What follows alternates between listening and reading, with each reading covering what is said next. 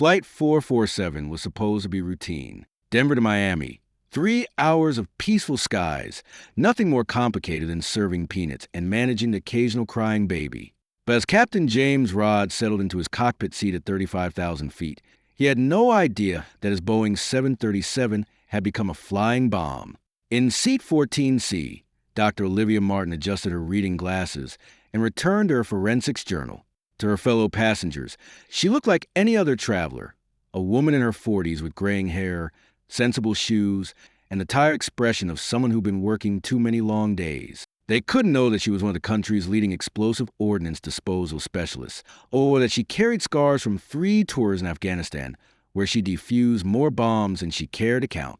What none of them knew was that their aircraft was carrying enough plastic explosive to level a city block. The trouble began during what should have been routine turbulence over Kansas. Flight attendant Sarah Chun was collecting drink cups when she noticed a man in 8A acting strangely.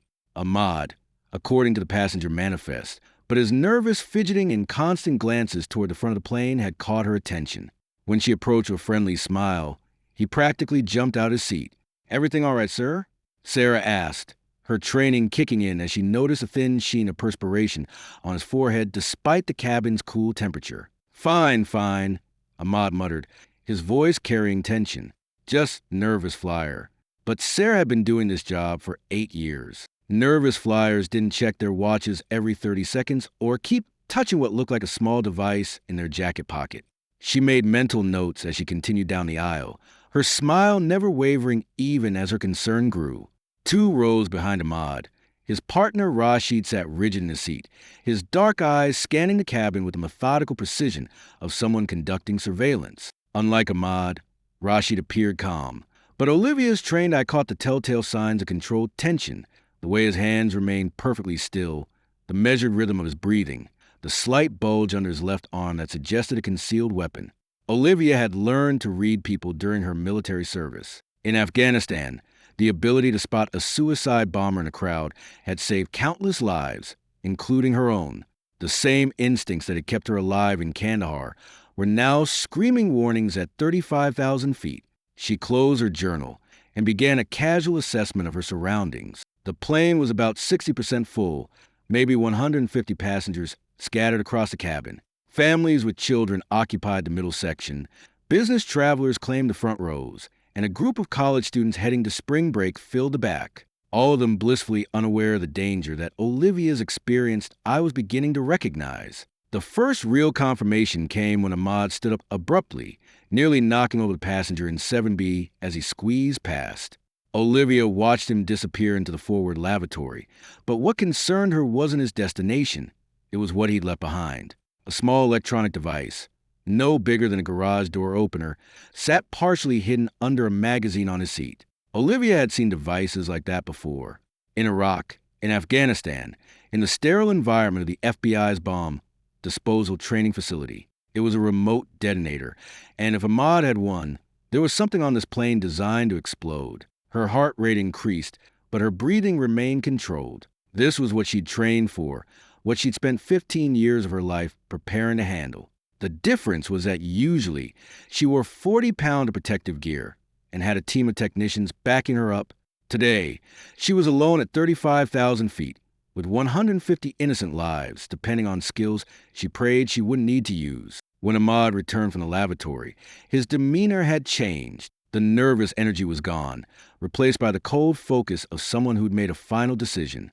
He sat down, picked up the detonator, and began speaking quietly to Rashid in what sounded like hushed, urgent whispers. She didn't need to understand the words. Body language was universal, and what she was seeing told her everything she needed to know.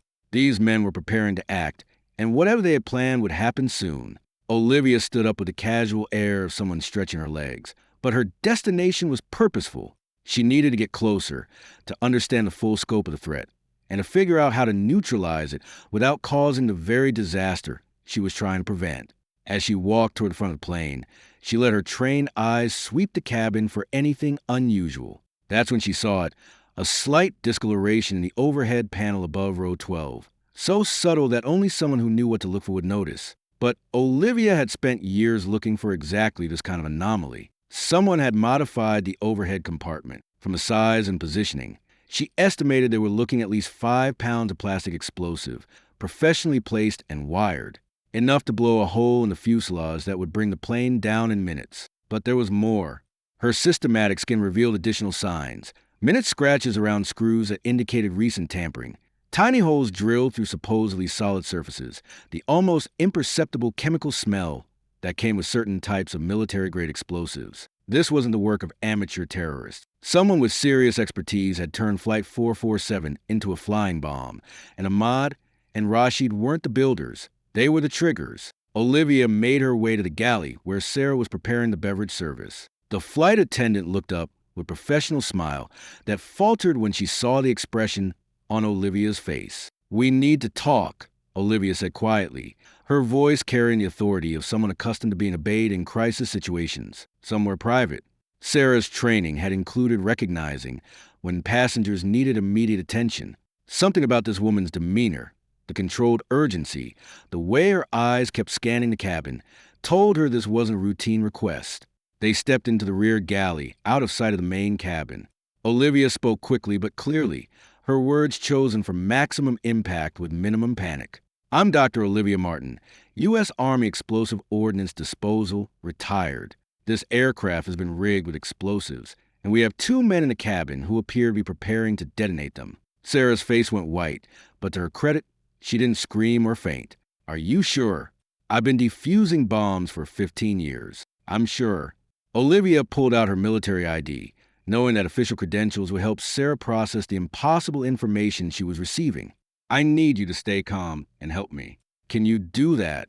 Sarah nodded, her hand shaking slightly but her voice steady. "What do you need?" "First, we need to inform the captain without alerting our friends in 8A and 9B. Can you get me to the cockpit?" "Yes, but shouldn't we tell everyone?" "Get them to help somehow." Olivia shook her head. "Mass panic at 35,000 feet kills more people than bombs do. We handle this quietly, or we don't handle it at all." The next few minutes were crucial. While Sarah made her way to the cockpit under the pretense of normal cabin service, Olivia began her own reconnaissance. She needed to locate all the explosive devices, understand the detonation system, and figure out how to neutralize the threat without alerting Ahmad and Rashid to her presence. Moving to the cabin with the practiced invisibility of someone trained in covert operations, Olivia confirmed her worst fears. The bombs weren't just in the overhead compartments. They were distributed throughout the aircraft, under seats, behind wall panels. Even in the cargo hold, the thermal signatures she was detecting were accurate. This was a sophisticated operation designed to ensure total destruction of the aircraft. No matter where the explosives were triggered from, the result would be the same: catastrophic structural failure and the deaths of everyone aboard. But Olivia had advantages that the bombers didn't know about. She understood their hardware better than they realized, and she had something that no amount of training could provide: the desperate determination of someone who refused to let innocent people die on her watch. Captain Rod's voice crackled through Sarah's earpiece with forced calm.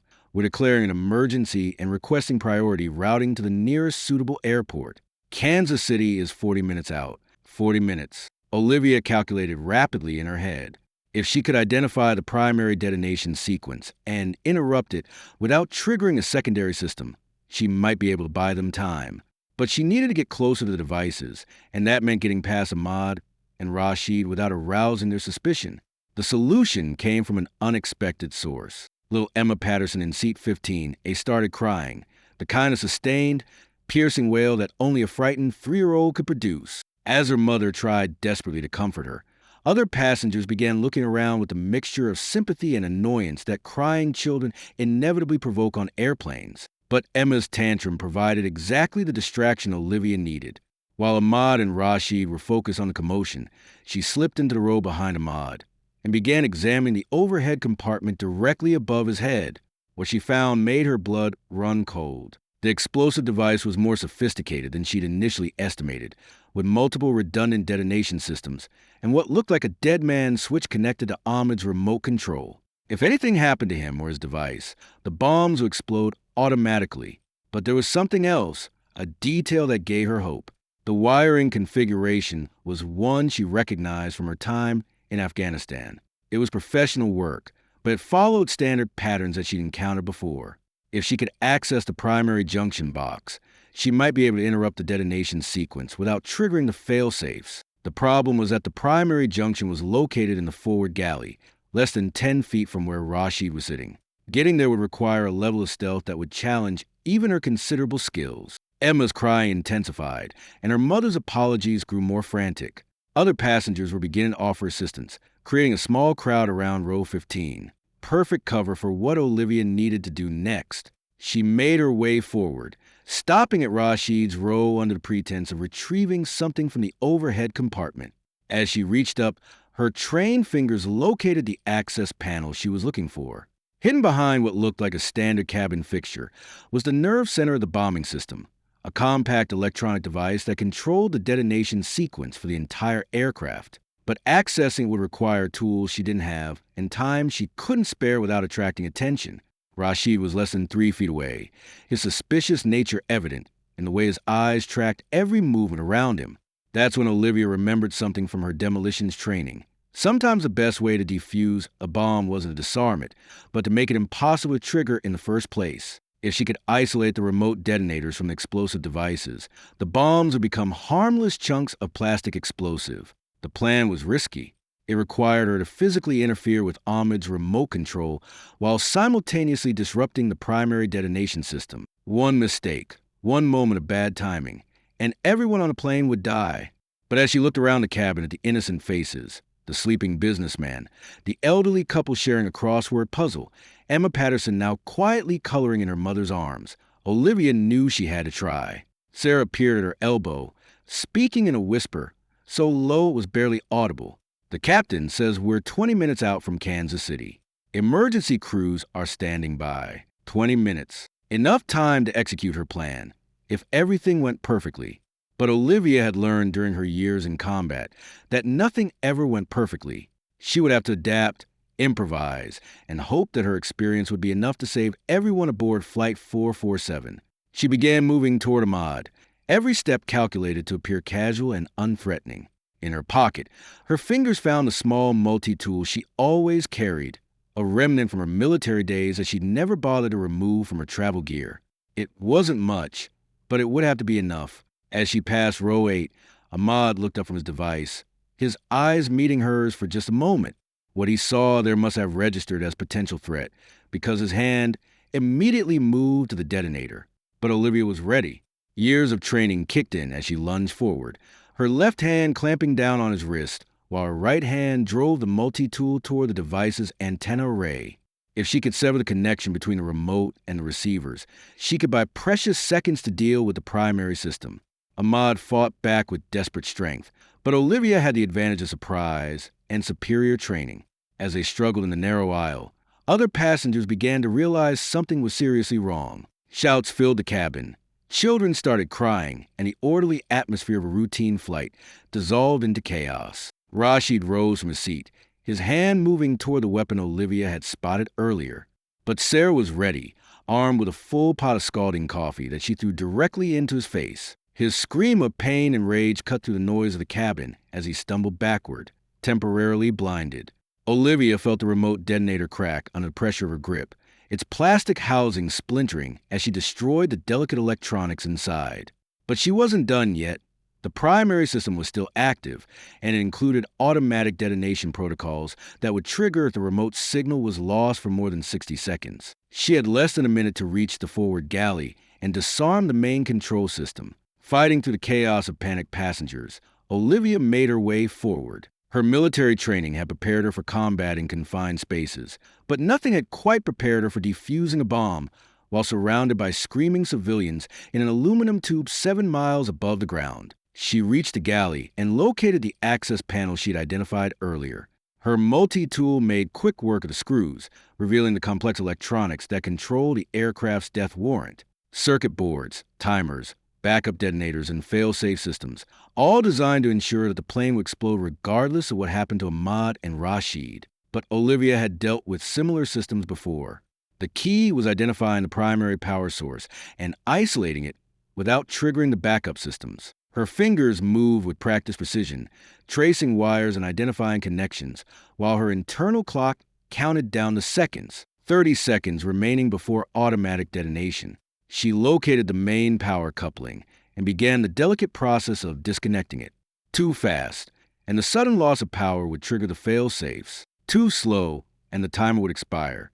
It required the kind of steady hands and absolute concentration that had kept her alive through dozens of similar situations in combat zones around the world. 20 seconds. The power coupling separated cleanly, but the backup system immediately activated. Red lights began flashing on the control panel as the secondary detonation sequence engaged. Olivia had bought herself time, but not much, maybe 2 minutes before the backup timers reached zero.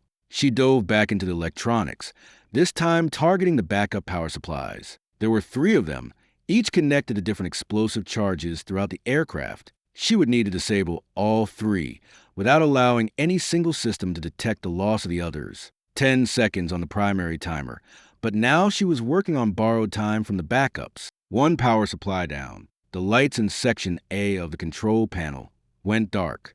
2 power supplies down. Section B went offline, but Section C was still active and counting down. The final power supply was protected by a cover that required a different tool than what she had available. Olivia looked around frantically, spotting a metal serving tray that she could use to pry off the protective casing. 5 seconds on backup timer C. The casing came free with a sharp crack, revealing the final power coupling. Olivia's hand closed around it just as the timer reached zero. She pulled. The control panel went completely dark. Emergency lighting kicked in throughout the cabin as the aircraft's electrical systems compensated for the sudden power drain, but the flashing red lights of the detonation system were gone. For a moment, the only sound was the steady drone of the aircraft's engines and the distant sobbing of passengers who didn't yet understand that they were safe. Olivia slumped against the galley wall, her hands shaking from adrenaline and exhaustion. She'd done it. The bombs were now just inert chunks of plastic explosive, harmless without the electronic systems that would have turned them into instruments of mass destruction. Captain Rod's voice came over the intercom, steady and professional despite everything that had happened. "Ladies and gentlemen, this is your captain. We are making an emergency landing in Kansas City in approximately 10 minutes. Emergency personnel will board the aircraft immediately upon landing to ensure everyone's safety. Please remain calm and follow the instructions of the flight crew." As the plane began its descent, Olivia looked around the cabin at the faces of the people she'd saved. They would never know how close they'd come to disaster, how many split-second decisions had stood between them and catastrophe. And that was fine with her. Ahmad and Rashid were secured in the rear of the aircraft, their hands zip-tied behind their backs and their weapons confiscated. The FBI would sort out who they worked for and what they'd hoped to accomplish. That wasn't Olivia's concern anymore. Sarah appeared beside her, still pale but managing a grateful smile. "How did you know? How did you know exactly what to do?" Olivia looked out the window at the lights of Kansas City, growing larger below them. "I've been preparing for this moment my entire career. I just never thought it would happen on a commercial flight. Will you tell me your real story sometime?" Sarah asked. "I mean, if you can." Olivia nodded. "Some of it. The parts that aren't classified." As Flight 447 touched down safely at Kansas City International Airport, emergency vehicles surrounded the aircraft with lights flashing and sirens wailing. FBI agents boarded immediately, taking Ahmad and Rashid into custody while bomb disposal experts confirmed that the explosive devices had been successfully neutralized. The passengers were evacuated and questioned, most of them still unaware of exactly what had been prevented. To them, it had been a frightening incident with some kind of security threat, resolved by quick thinking and professional response. Only a few people knew the truth, that Dr. Olivia Martin had prevented one of the worst terrorist attacks in aviation history, using nothing but her training, her courage, and a small multi-tool carried over from her days defusing bombs in Afghanistan. As she walked across the tarmac toward the terminal, Olivia felt a familiar mix of exhaustion and satisfaction that came after successfully completing a dangerous mission. She'd saved 150 lives today, but more importantly, she'd proven to herself that the skills she learned in the military still mattered, that her experience still had value even in civilian life. Tomorrow, she would return to her quiet job at the forensics lab, analyzing evidence and writing reports. But tonight, she was once again the soldier who refused to let innocent people die on her watch. The passengers of Flight 447 would go home to their families, their spring break vacations, their business meetings, never knowing how close they'd come to never arriving at all. And Dr. Olivia Martin, bomb disposal expert, would return to her anonymous life, carrying the satisfaction of another mission completed, another disaster prevented. Some heroes wear uniforms and get medals. Others sit quietly in seat 14C, reading forensics journals and waiting for the moment when their particular set of skills might save the world.